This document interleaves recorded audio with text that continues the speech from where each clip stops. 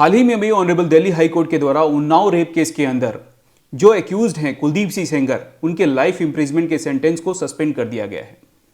यहां पे honourable Delhi high court का यह कहना था, जो कोई भी एक्यूज पर्सन अगर लंबे समय से जेल में है और अगर उसका अपील पेंडिंग है तो ऐसे कंडीशन में उसे बेल मिलना चाहिए और यहां पे उनके सेंटेंस को यहां पे सस्पेंड कर दिया गया। हालांकि कुलदीप सिंह सेंगर एक दूसरे आरोप में भी उनको लाइफ इंप्रिजमेंट मिला हुआ है, जिसके कारण अभी भी फिलहाल वो जेल में है।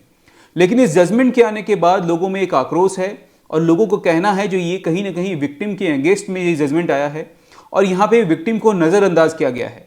क्योंकि अगर इस केस का बैकग्राउंड देखें तो 2017 में एक 17 साल की लड़की के साथ गैंगरेप होता है और जब वो एफआईआर दर्ज करानी जाती हैं तो क्योंकि ये एमएलए के द्वारा किया गया तो वहाँ पे एफआईआर दर्ज नहीं होता है। बाद में बहुत मुश्किलों के बाद जब ये एफआईआर दर्ज होता है तो एफआईआर दर्ज होने के बाद विक्टिम के ही फादर का कस्टोडियल डेथ हो जाता है। किसी मामले के अंदर उसके फादर को फंसा करके और उनका कस्टोडियल डेथ हो जाता है। उसके बाद अगर देखा जाए तो जब ये मामला आगे बढ़ता है तो एक दिन ऐसा आया जिसमें कि जब विक्टिम कोर्ट के लिए अपने घर से निकलती हैं तो बीच रास्ते में एक एक्सीडेंट होता है जिसमें कि विक्टिम के एडवोकेट, विक्टिम की 2 रिलेटिव, उनका भी डेथ हो जाता है। उस दिन किस्मत विक्टिम के साथ होती है जो उस एक्सीडेंट के दौरान विक्टिम बच जाती है।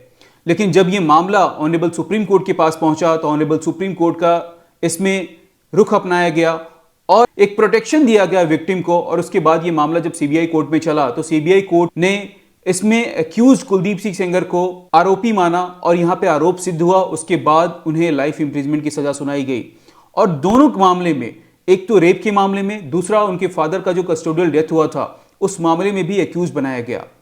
तो जब ये पूरे स्टोरी को अगर आप देखते हो, जो इस पूरे मामले में अगर देखा जाए तो कुलदीप सिंह सेंगर एक आम नागरिक नहीं है, वो एक एमएलए है जो कि कोई भी स्टेप ले सकता है। और कहीं ना कहीं यहाँ पे विक्टिम की सेफ्टी के ऊपर सवाल उठता है।